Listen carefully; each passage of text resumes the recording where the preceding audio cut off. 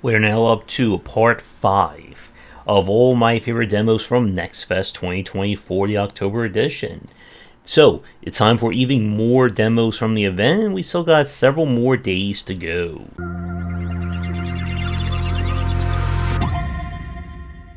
We are starting things off with a whole lot of action with Spirit X Strike or Spirit Cross Strike, one of those two. This is a love child between Godhand, Bayonetta, and Fist of the North Star. Our story is that bad guys are doing bad somewhere, and you're just the badass martial artist with superpowers that's going to save the world, one punch kick, and a whole lot of dashing at a time. As you can tell by this footage, this is a 3D action game with a very heavy emphasis on the action. The game has a really nice feel to it in terms of like the hit stop, as well as just like the feel, the visceralness of attacking.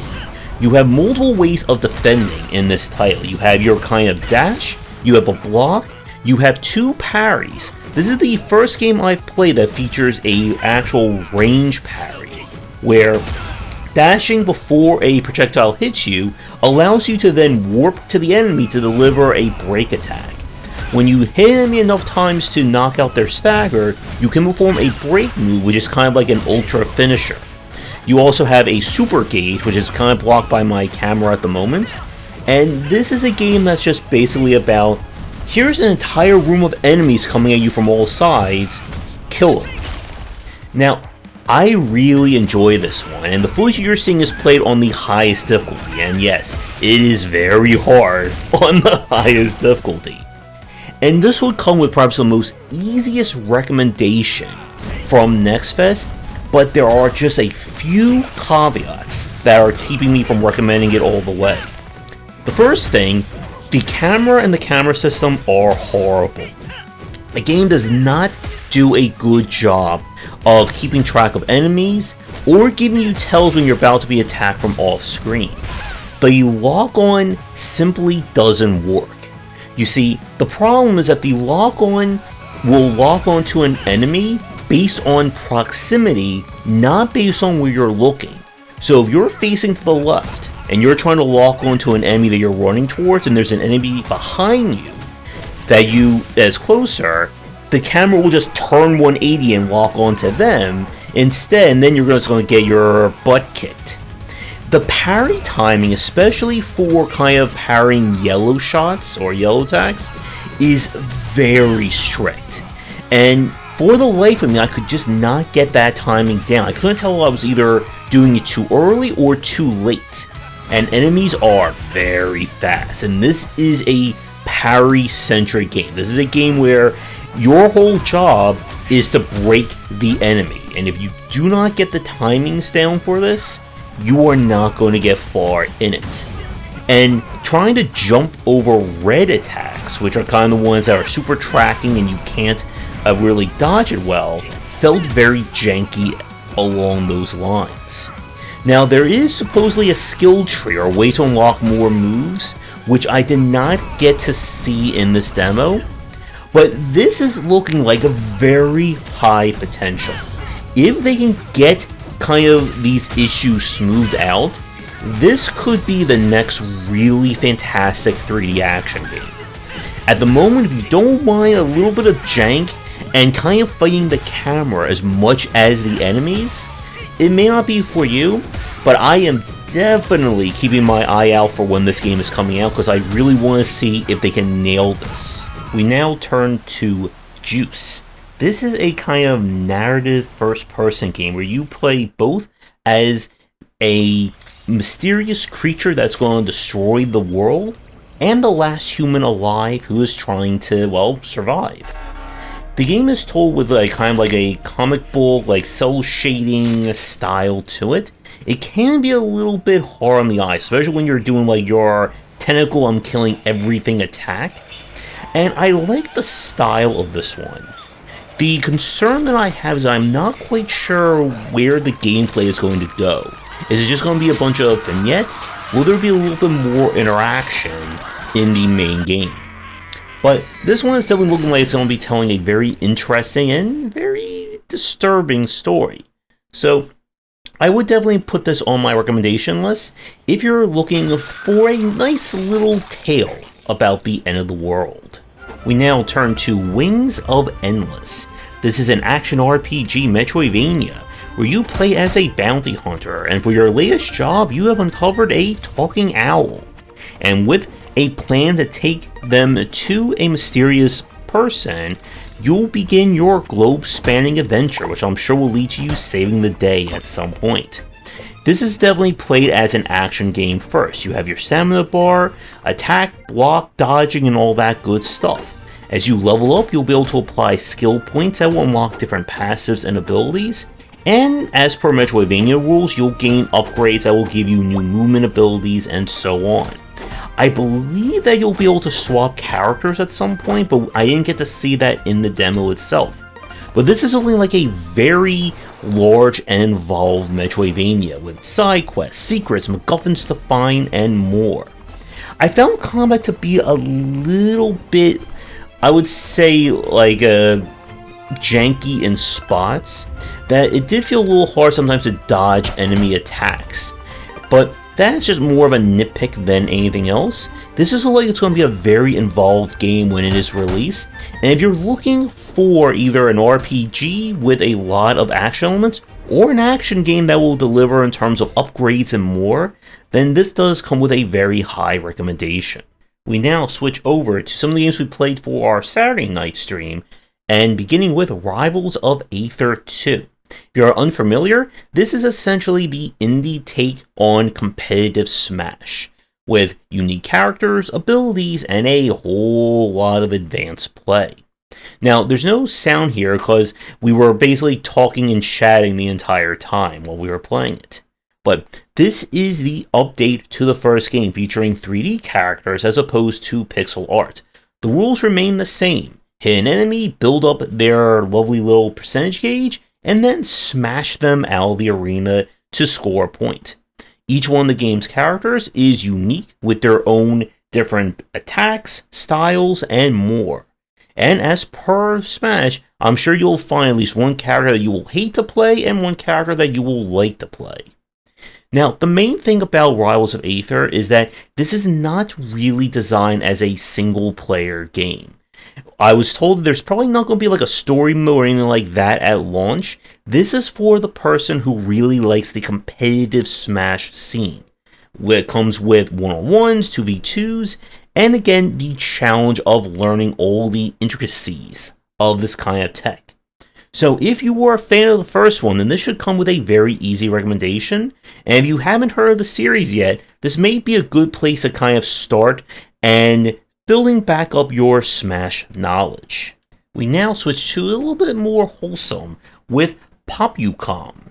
This is a 2-player cooperative 3D platformer. It's apparently from the developers of Arknights, who must have used their gotcha bucks to make a very expressive 3D platformer.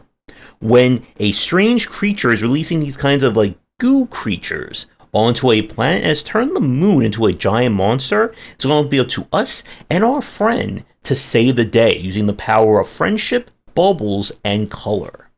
How this one works is that both you and a buddy have a kind of bubble gun and can swap your color between two different hues. So one person can go from like pink and yellow, the other one kind of blue to teal. Colors have to interact with the same color, so red's red, yellow's yellow, etc., etc. And this will perform a variety of interactions based on what you're shooting. The combat is about you matching 3 of a kind onto one of like the little goo creatures, which will then pop them. And the game features, from the demo we played, a lot of variety of level design and environmental design. Each level will have different puzzles and enemies for you to fight, and you and your friend will have to work together to solve all of it. There's going to be like costumes and stuff that you can buy, but I do not know if this is going to be a retail release or a free-to-play one. if we had any issues, is that it did feel a little bit on the basic side.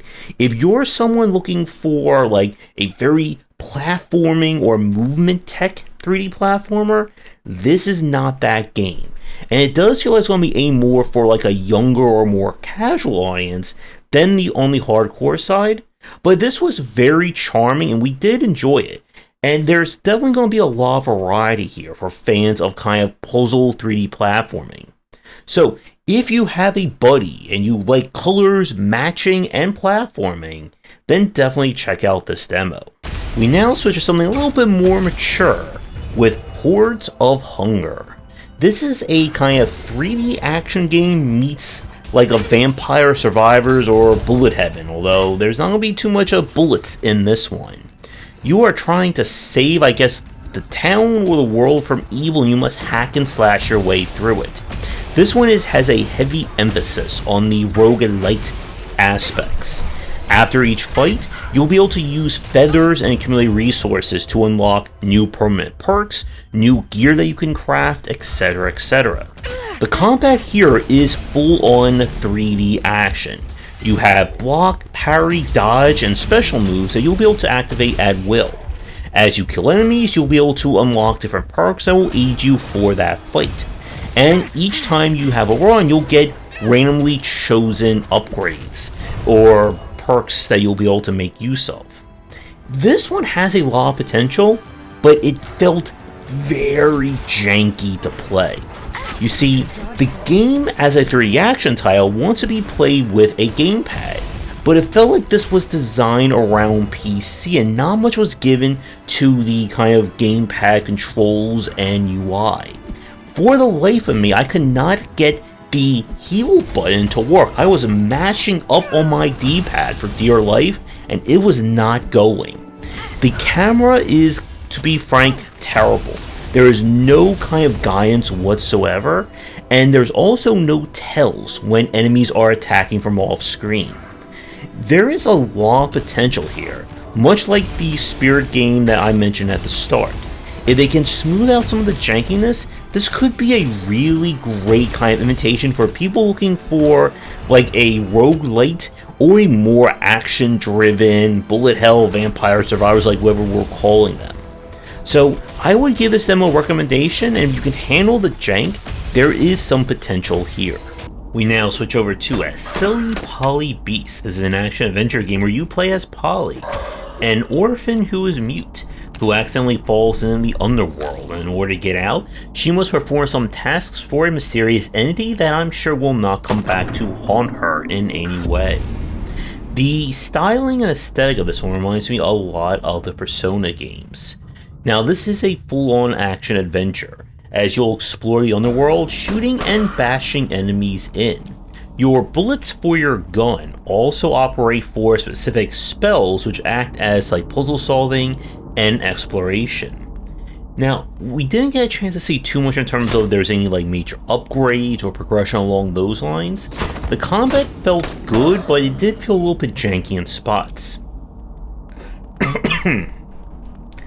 The issue is that there's not really a good lock-on for the game. You have this kind of like tilt lock-on to aim with your gun, but it only measures based on proximity. So let's say I'm trying to target something specific, like an explosion or a spike trap, and the enemy's in front of it, I cannot get that shot off.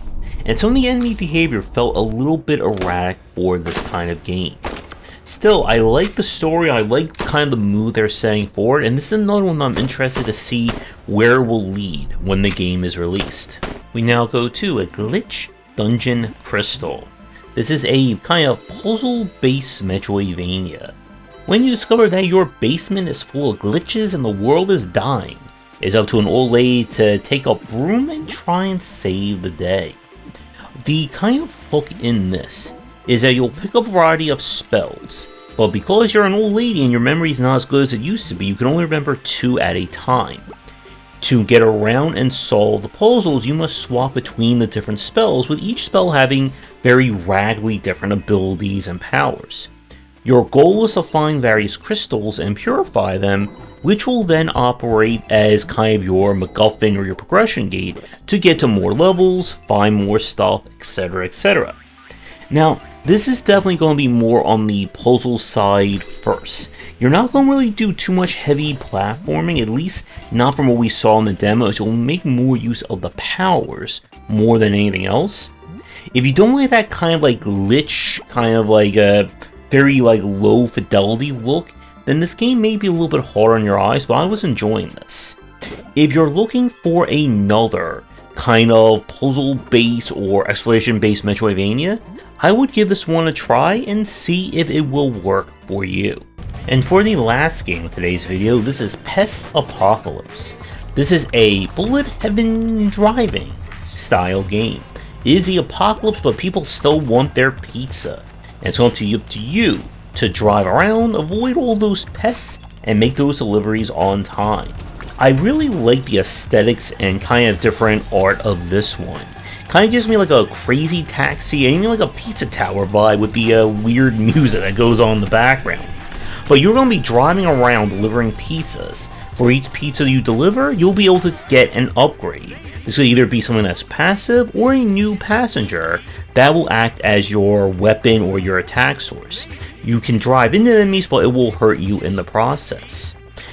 The money that you collect in terms of tips is your meta currency. That will be used to unlock additional features, levels, upgrades, and all that good stuff.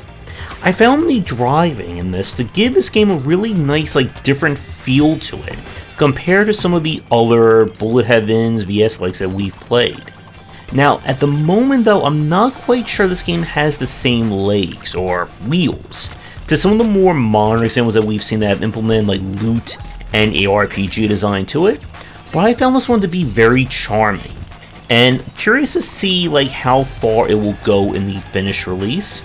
So this one may be a really good like entry level if you've not necessarily liked the whole bullet heaven genre, but you're looking for kind of one that just feels very different to play. So definitely more on the like hidden gem side, I would say, from Next Fest that we played. And as I said, if you're looking for like a very original take on this kind of design, then definitely give this one a check, and I'm really interested and curious to see kind of where this will land or drive to when it is out. So with that, we are done for another video. Well, we still have some more Next Fest thing to do, so you'll find links to all the games down below. Let me know which ones you enjoyed as well. And with that said, everyone, thanks for watching, and see you all in the next video and for more Next Fest demos. Thanks for watching, and a special thank you to our Patreon supporters. If you enjoyed the video, do the YouTubing stuff, be sure to visit our Discord and Patreon, and you're interested in more in my thoughts on design, check out my game design books.